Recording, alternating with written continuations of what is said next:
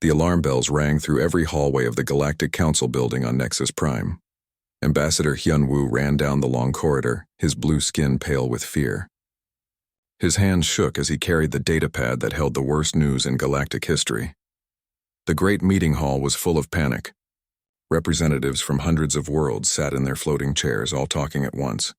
Their voices mixed together in dozens of languages, creating a sound of pure terror. Some were crying. Others were praying to their gods. All of them knew that death was coming. Hyun-woo stepped up to the speaking platform. The room slowly became quiet as everyone looked at him.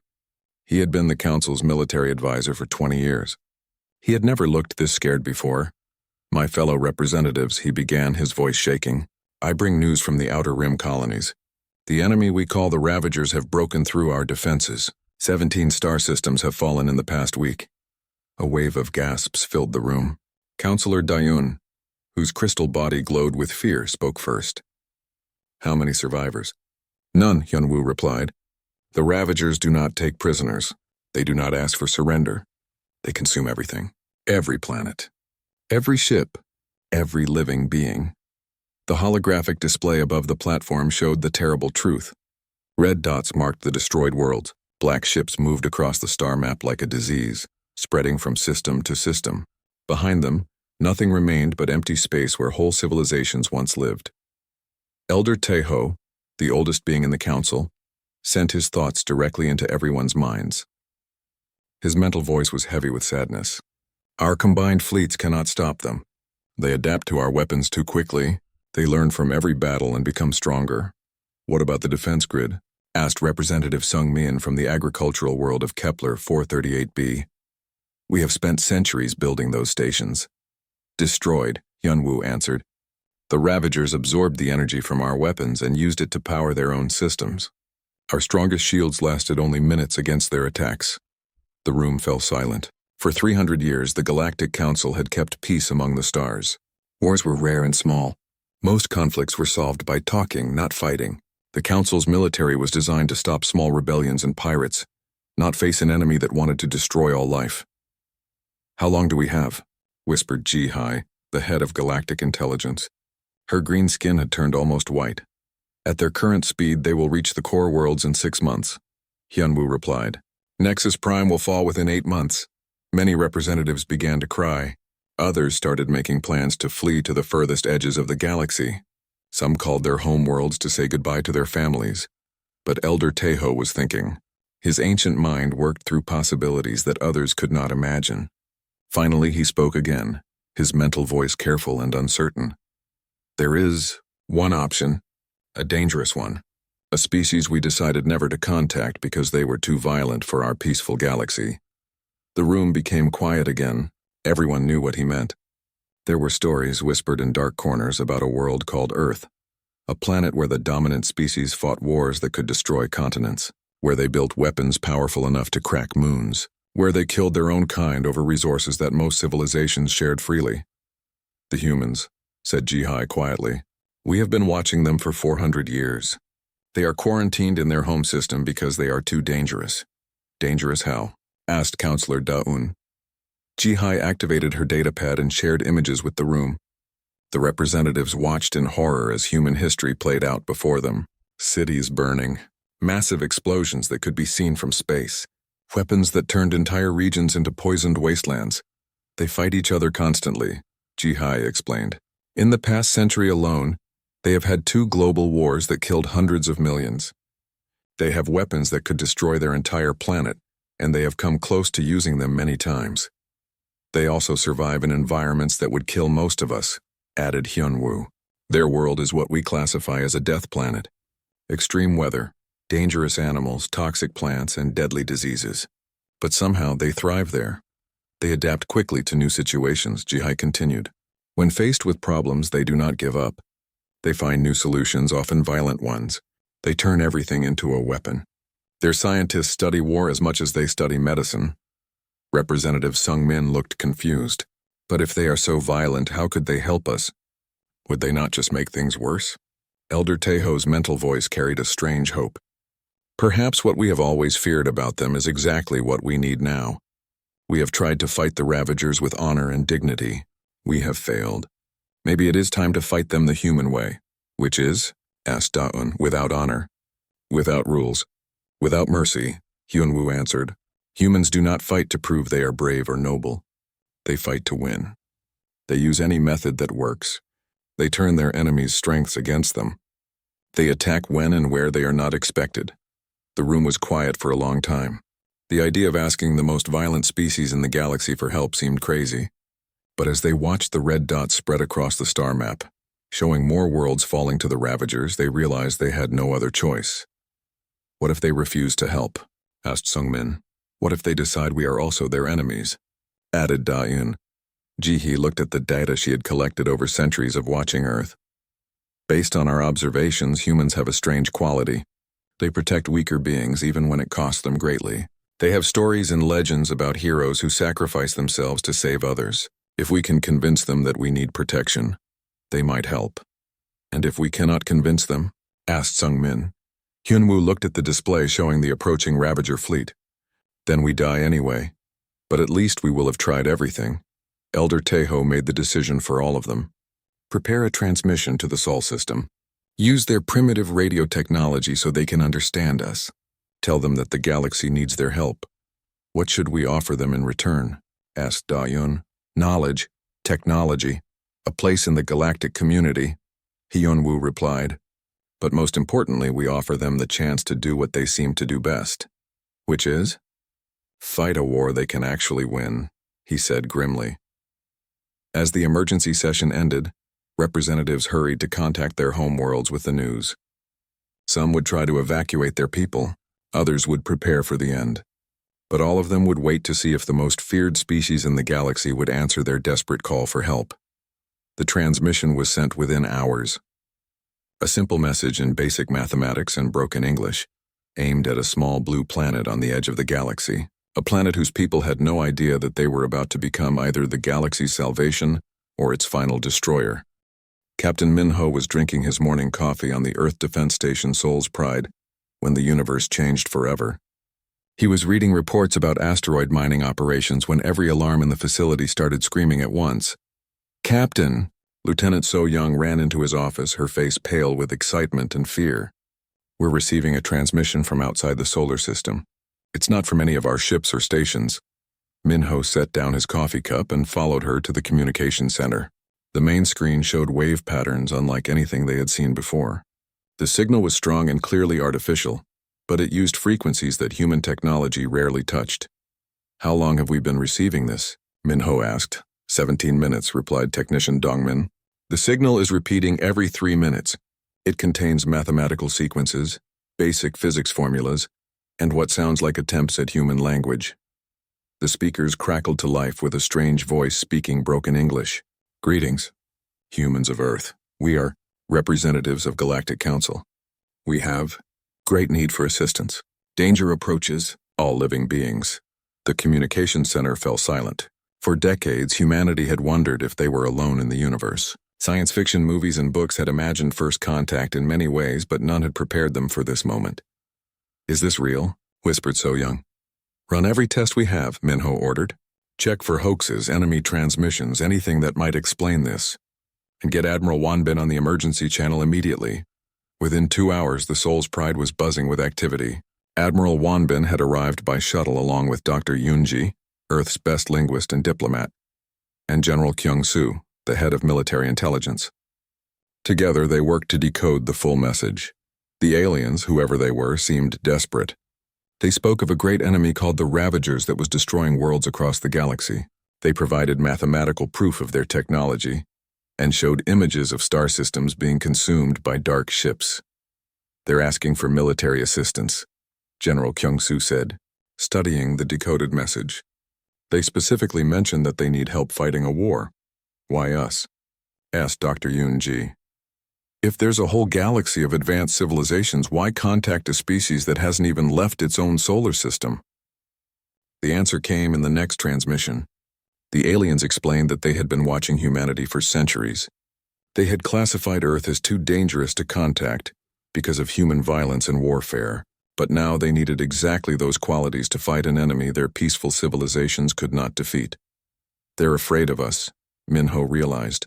They think we're too violent to be part of their galactic community, but now they want to use that violence to save them. Admiral Wanbin made the decision to respond. Earth's reply was simple but clear. They would meet with the aliens to discuss the situation. The meeting point would be at the edge of human space near Pluto, where Earth's military could respond quickly if needed.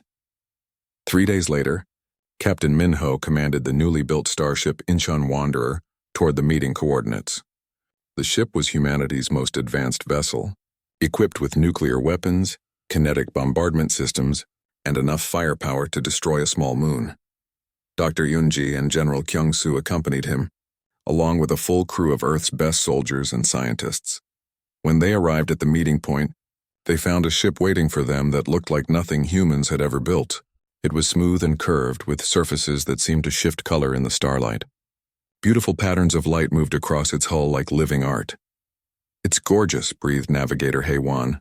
"It's also completely unarmed," added Weapons Officer Jae-min, studying his sensors.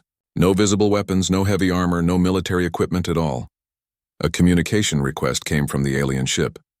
When Minho accepted, a 3-dimensional image appeared in their meeting room.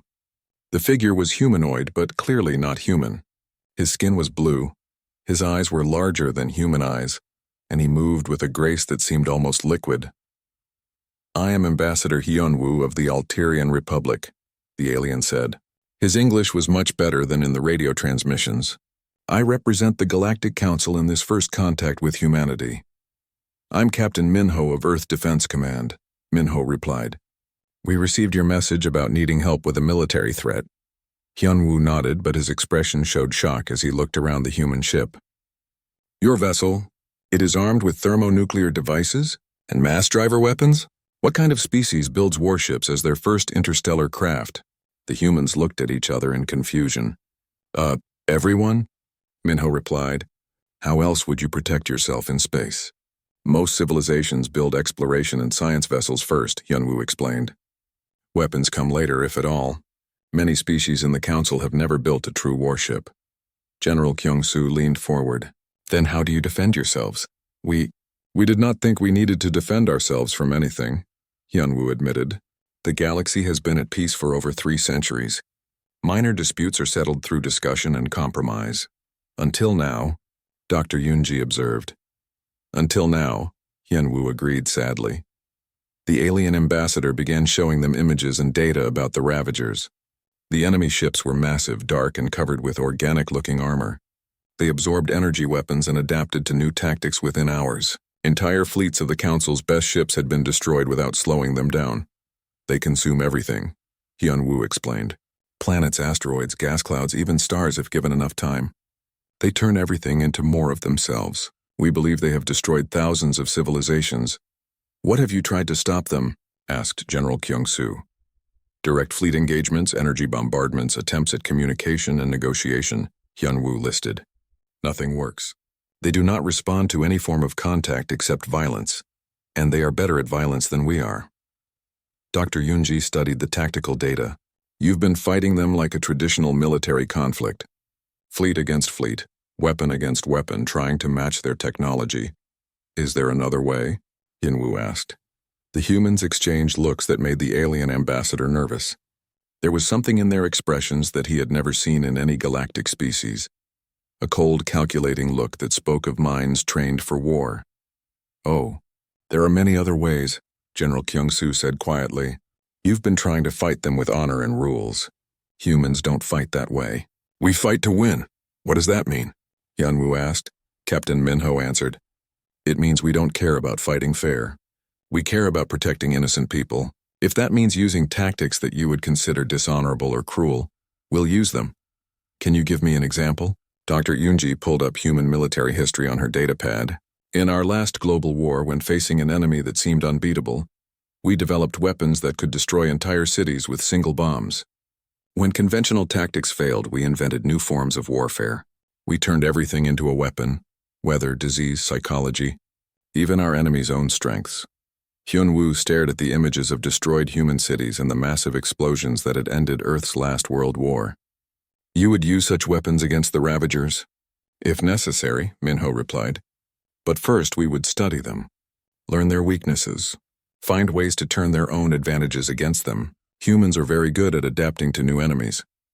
We have avoided your species because your violent nature seemed incompatible with galactic peace, Hyunwoo admitted. But perhaps what we feared might be exactly what we need. The meeting continued for hours as the humans studied everything the Council knew about the Ravagers. They asked questions that made Hyunwoo uncomfortable. Questions about biological weaknesses, communication methods, supply lines, and psychological profiles. Finally, Captain Minho made humanity's decision. We'll help you fight the Ravagers. But we do this our way with our methods. Can the Council accept that? Hyunwoo looked at the determined faces of the humans and realized that his people's salvation might come from the very violence they had always feared. The Council will accept any method that can save innocent lives. Then we have a deal, Minho said. But understand this, when humans go to war, we don't stop until our enemy is completely defeated. Are you prepared for what that might mean? Hyunwoo thought of the 17 dead worlds and the millions of lives already lost to the Ravagers. Yes, we are prepared for anything. He had no idea how wrong he was about that. The war room on Nexus Prime had been transformed into something the Galactic Council had never seen before.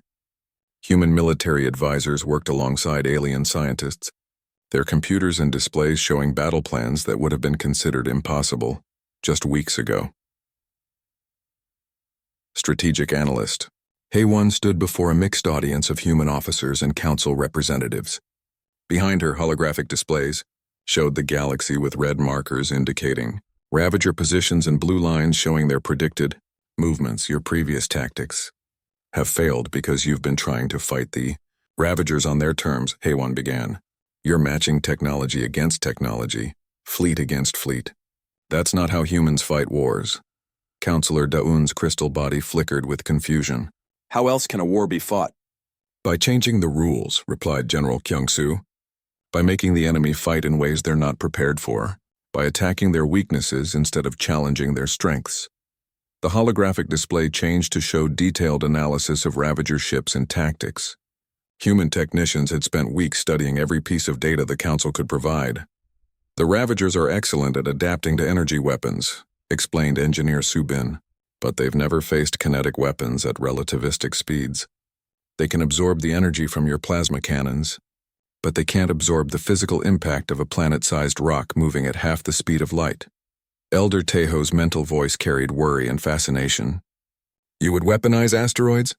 Asteroids, comets, dead planets, anything with mass, Subin replied matter-of-factly. Space is full of ammunition if you know how to use it. Dr. Yoonji added more disturbing possibilities. Your records show that Ravagers communicate through a biological network. We've developed techniques for disrupting neural connections, sound frequencies, electromagnetic pulses, chemical agents that could poison their shared consciousness. You would use chemical weapons? Gasped Ambassador Hyunwoo. We would use anything that saves innocent lives, replied Admiral Wanbin. The Ravagers don't follow rules of war. Why should we limit ourselves to rules they ignore? The alien representatives looked uncomfortable as the humans continued their presentation. Every suggestion seemed more terrible than the last, but also more effective than anything the Council had tried.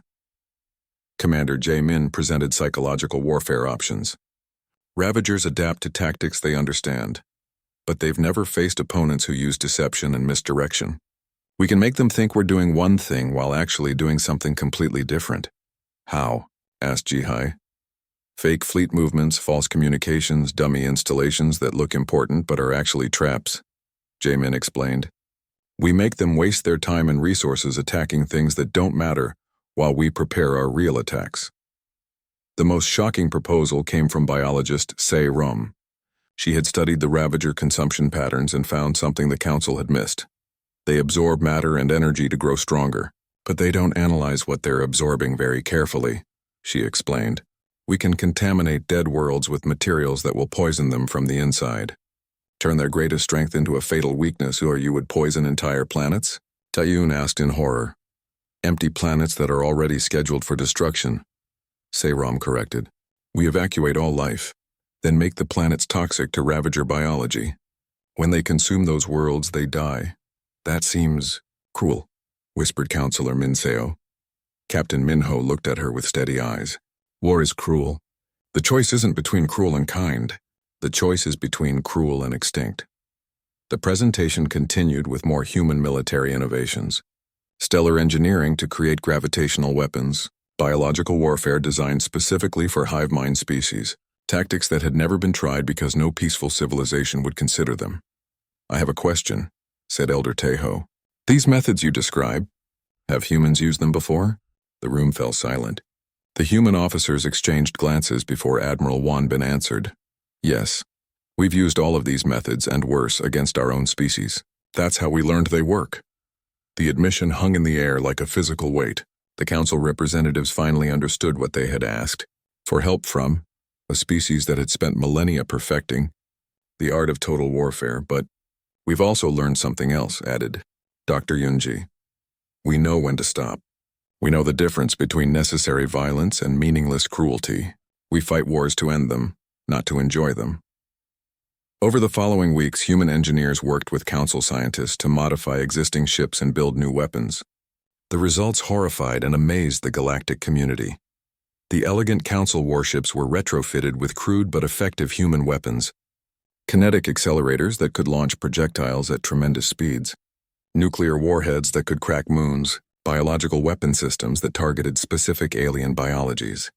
"Your weapons are so primitive," observed Engineer Taejin, watching humans install a nuclear launcher on a council cruiser. "Primitive but effective," replied human technician Dongwu. "Sometimes the old ways work better than the new ways." The humans also began training council military personnel in new tactics. The sessions were difficult for both sides. "Stop thinking about honor," instructed combat trainer Boram to a group of alien officers. "Stop thinking about fair fighting. Your enemy wants to kill everyone you love. Your only job is to stop them by any means necessary." "But surely there are some rules of warfare that must be followed," asked Student Officer Yojin. "The only rule is win," Boram replied. "Everything else is luxury that you can't afford when facing extinction." The psychological impact on the council was enormous. For centuries, they had solved problems through discussion and compromise. Now they were learning to think like predators. Some council members couldn't handle the change. Representative Songho resigned his position rather than approve the new military doctrine. Others, like Intelligence Chief Yujin, embraced human methods with disturbing enthusiasm. "We should have contacted humans centuries ago," Yujin declared during a strategy meeting. "We wasted so much time trying to be civilized while the universe prepared to kill us." But the most important change was in how the council viewed humanity itself. Before, humans had been seen as dangerous barbarians to be avoided. Now they were seen as the galaxy's last hope. "I understand now why you were quarantined," Ambassador Hyunwoo told Captain Minho during a planning session. "It wasn't because you were too dangerous to be trusted. It was because we were too weak to deserve your protection." "That's not how we see it," Minho replied. "Every species has strengths and weaknesses. Your strength is creating peace and prosperity. Our strength is protecting that peace when it's threatened." "And when this war is over?" asked Hyunwoo. "What happens to the galaxy when the most violent species has the most powerful military?" Minho considered the question seriously.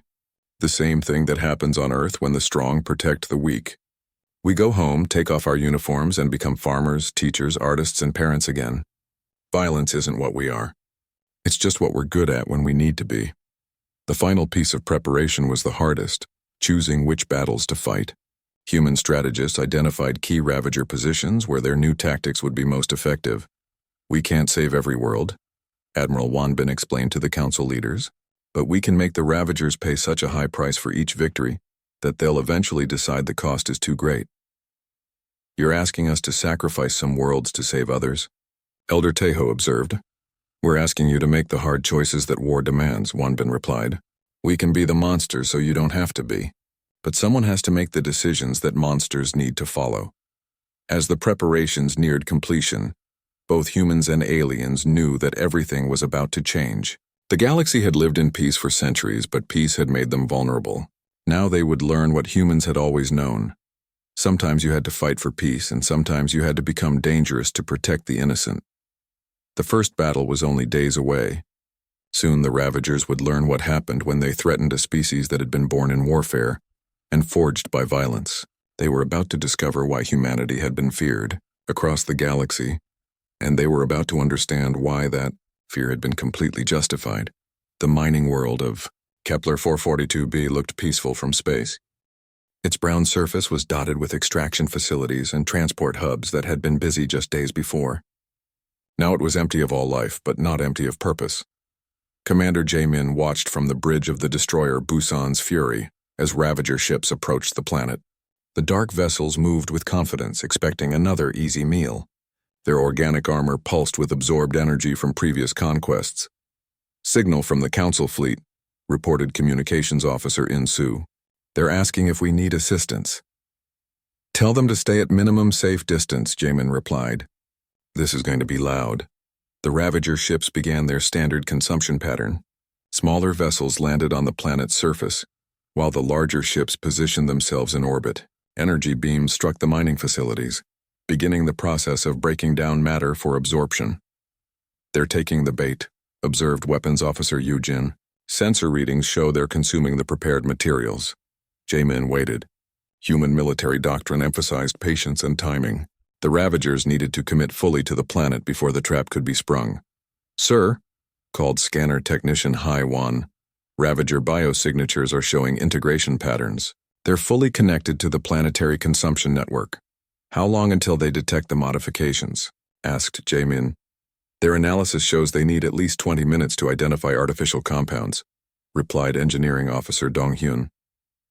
"We need 15 minutes for full integration." The waiting was the hardest part. On the view screen, Jamin could see the Ravager ships growing larger as they absorbed matter from the planet. Their hull patterns shifted and evolved, incorporating new materials into their organic structure. 15 minutes complete, Dong-hyun announced. "All Ravager vessels show full integration markers." Jamin opened the communications channel to the fleet. "All ships, this is Busan's Fury. Execute Sol protocol on my mark." He paused, watching the confident Ravager fleet feeding on what they thought was an abandoned world. Mark. The mining world of Kepler 442b ceased to exist in a flash of light visible across 3 star systems. The planet had been converted into the largest improvised explosive device in recorded galactic history. Every mining tunnel, every storage facility, every piece of abandoned equipment had been packed with nuclear charges and connected to a single detonation system. The explosion was beautiful and terrible. The planet's surface erupted in a chain reaction that turned the entire world into expanding plasma. The Ravager ships, caught in the process of biological integration with the planet's matter, were destroyed from the inside out. "Fleet status report," Jamin called out. 73 Ravager vessels destroyed, Yujin reported. "No survivors detected. Council fleet reports minimal damage from the shockwave. And our losses? 0 human casualties, 0 Council casualties, 1 planet."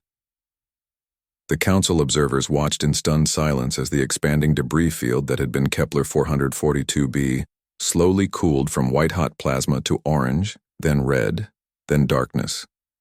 In 15 minutes, humanity had destroyed a Ravager fleet that had been terrorizing the galaxy for months.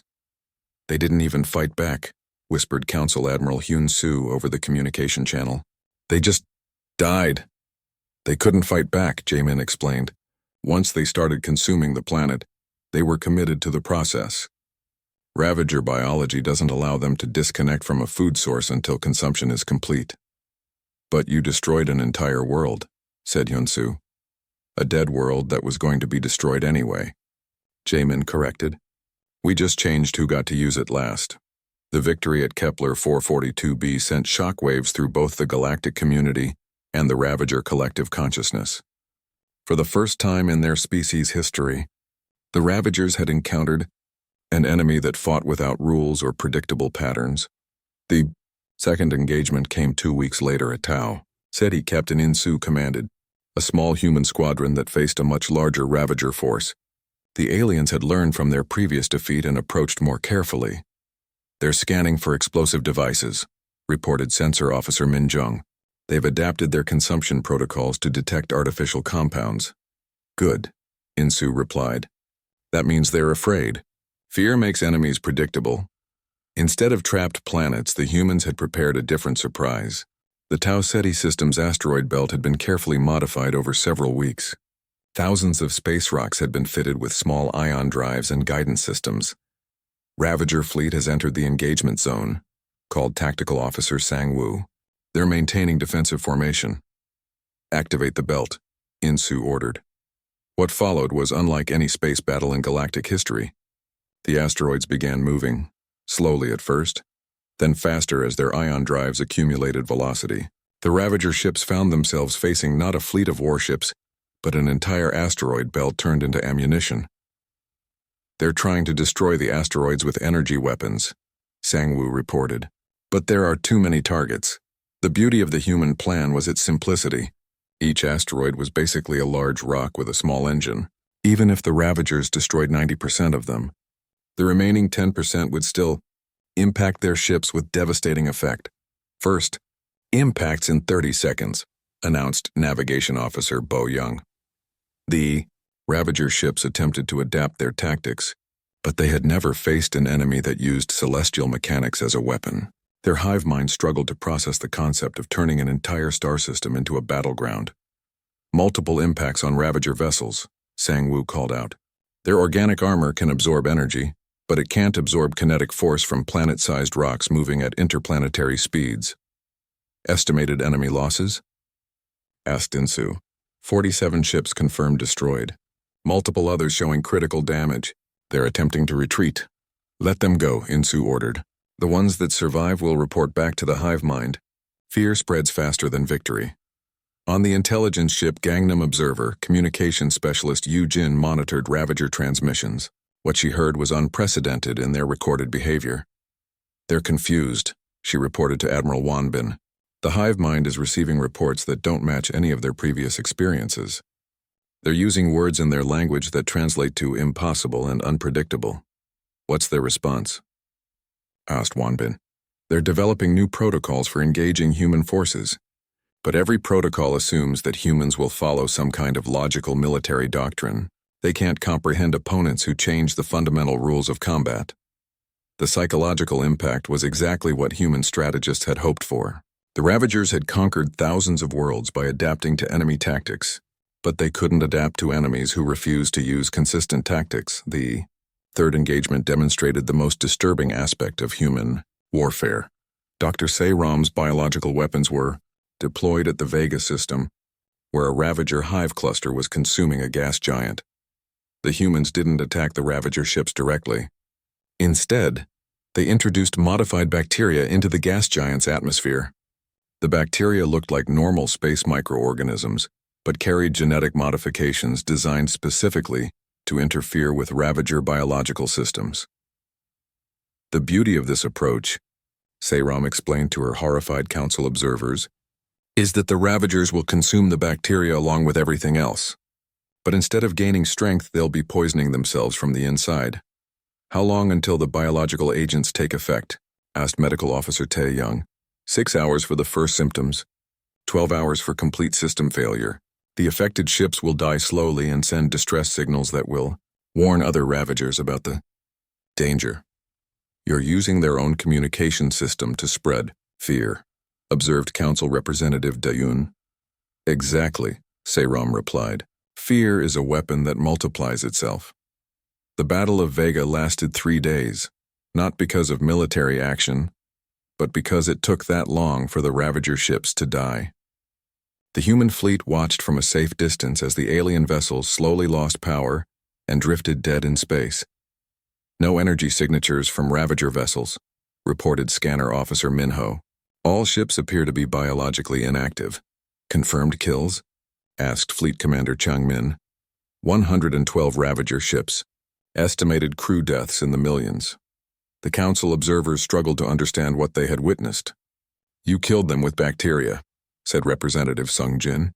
Microscopic organisms. We killed them with information, corrected Dr. Seiram. The bacteria just carried the information that told their cells to stop working. But they suffered, Sung Jin pointed out. They died slowly and in pain. Yes, Seiram agreed. That was intentional. We want the survivors to know that engaging human forces means accepting the possibility of a slow, horrible death. Fear prevents more battles than victory does. As word of human tactics spread through both the Ravager Collective and the galactic community, the psychological landscape of the war changed completely. The Ravagers began showing behavior patterns they had never exhibited before. Caution, uncertainty, even what appeared to be anxiety. Intelligence reports indicate that Ravager fleet movements have become more defensive. Admiral Wanbin briefed the council leaders. They're taking longer to analyze targets and showing reluctance to ENG. The Ravager homeworld was a sight that would haunt nightmares across the galaxy for generations to come. The planet was not a planet at all, but a living organism the size of a small moon. Its surface pulsed with veins of dark energy, and massive neural clusters dotted its landscape like grotesque cities. Admiral Changmin stood on the bridge of the flagship Daegu's Vengeance, watching the monstrous world grow larger on the view screen. Around him, the combined human and council fleets prepared for what everyone knew would be the final battle of the war. "Sensor readings confirm our intelligence," reported Science Officer Hyejin. "The planet is the central nervous system for the entire Ravager species. Every ship, every soldier, every decision flows through that thing." "How many Ravager vessels are defending it?" asked Chang Min. "Over 3,000, replied Tactical Officer Min Seo. "But they're not moving in their usual attack patterns. They seem confused." The confusion was intentional. For months, human forces had been implementing psychological warfare on a galactic scale. Captured Ravager ships had been reprogrammed to send false information back to the hive mind. Biological weapons had created dead zones in the Ravager communication network. Most importantly, the constant defeats had introduced something the Ravager collective had never experienced before: doubt. They don't know how to process failure, explained Admiral Wanbin over the communication link from Earth Command. Their entire species is built around the concept of inevitable victory. We've broken that assumption. "What are our orders?" asked Changmin. "Complete the mission," Wanbin replied. "End this war permanently." The human battle plan was unlike anything the galaxy had ever seen. They didn't intend to destroy the Ravager homeworld. They intended to perform surgery on it. Teams of human Marines and Council scientists would land on the planet's surface and modify its biological programming at the genetic level. "You want to reprogram their god?" Council Admiral Hyunsu had said when the plan was first presented. "That seems blasphemous." "Their god is trying to eat the galaxy," Captain Boram had replied. "Sometimes blasphemy is necessary." Now, as the fleets approached the Ravager homeworld, that blasphemy was about to become reality. The first phase began with a coordinated assault designed to disable the planet's defenses without destroying them. "All ships implement Soul strategy," Changmin ordered. "Target their neural clusters with sonic disruptors. I want that thing unconscious, not dead." The weapons that struck the Ravager homeworld were not designed to destroy tissue. They were designed to interrupt neural activity. Humanity had learned from captured specimens exactly how Ravager consciousness worked, and they had built weapons specifically to shut it down temporarily. "Direct hits on 17 neural clusters," reported Min Seo. "The planet's defensive response is slowing." "Ravager fleet movements are becoming erratic," added Communications Officer In Young. "They're losing coordination." The defending Ravager ships tried to adapt to the human tactics, but their responses came seconds too late. Without instant coordination from their homeworld, they reverted to individual behaviors that human forces had studied and learned to counter. "Landing craft are away," announced Flight Control Officer Sangjin.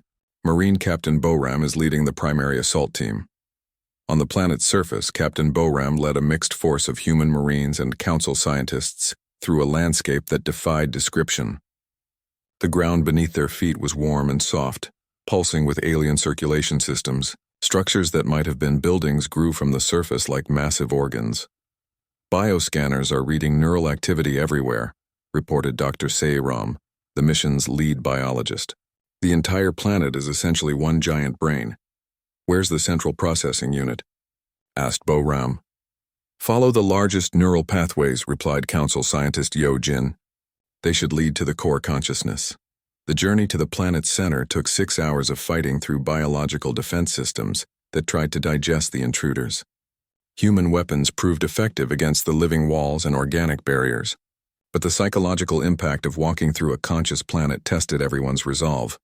"I can hear it thinking," whispered Marine Dongsu as they passed through a corridor lined with neural tissue. "It sounds like screaming." "That's fear," Boram explained. This thing has existed for millions of years without ever experiencing real danger. We're the first enemy it can't simply consume and forget. The core chamber was a vast space filled with neural clusters the size of buildings. Electrical patterns danced between them in complex rhythms that represented the thoughts of an entire species.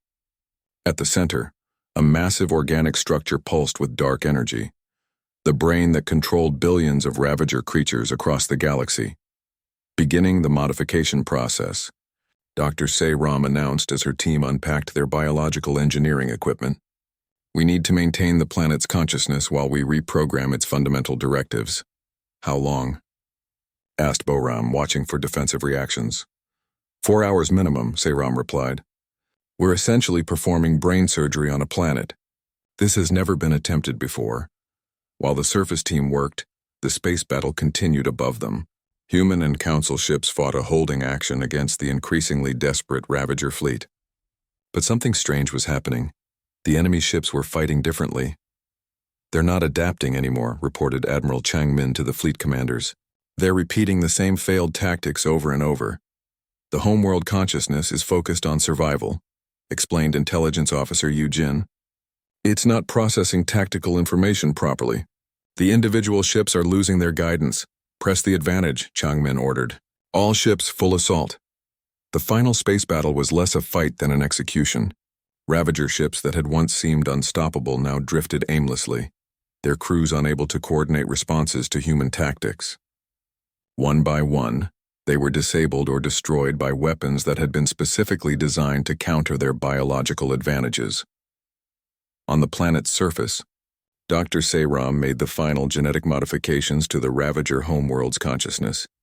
The process was delicate. Too much change would kill the organism, too little would leave it dangerous.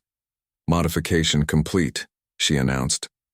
The planet's core directives have been changed from consume and expand to preserve and nurture. Its biological programming now prioritizes protecting life instead of destroying it. Are you certain it worked? Asked Boram. The answer came immediately. The walls around them began to change, shifting from the dark, threatening appearance they had maintained for millions of years to lighter colors that seemed almost welcoming.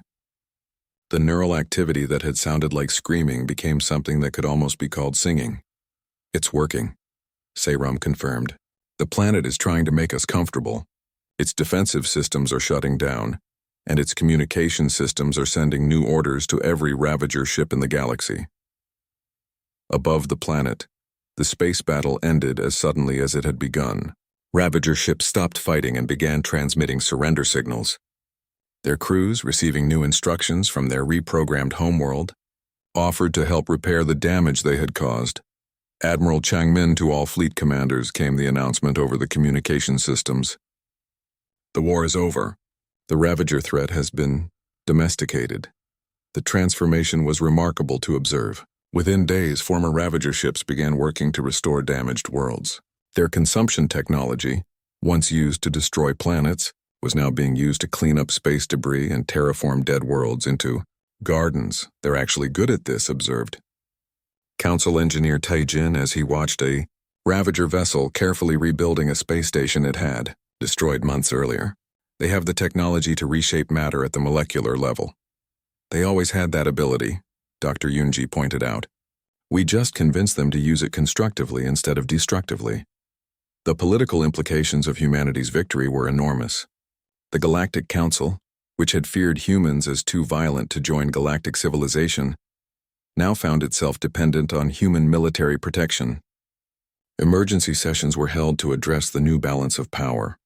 The question before us, announced Council President Elder Tejo, is how to integrate humanity into galactic society when they now possess the most powerful military force in known space. The debate lasted for weeks.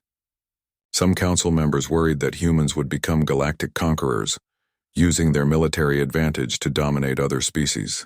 Others argued that humanity's actions during the war had proven their commitment to protecting innocent life. The answer came from humanity itself. In a historic address to the full council, Ambassador He Jin presented Earth's position on the post-war galaxy. We didn't fight this war to gain power, she said. We fought it to protect civilizations that couldn't protect themselves. Now that the threat is ended, we want to return to our role as guardians, not rulers, but you could rule, pointed out Counselor Dayun. Your military capabilities far exceed anything the rest of us possess. Having the power to rule and wanting to rule are different things, Yejin replied. On Earth, our strongest soldiers are often our gentlest citizens. Violence is a tool we use when necessary, not a way of life we enjoy.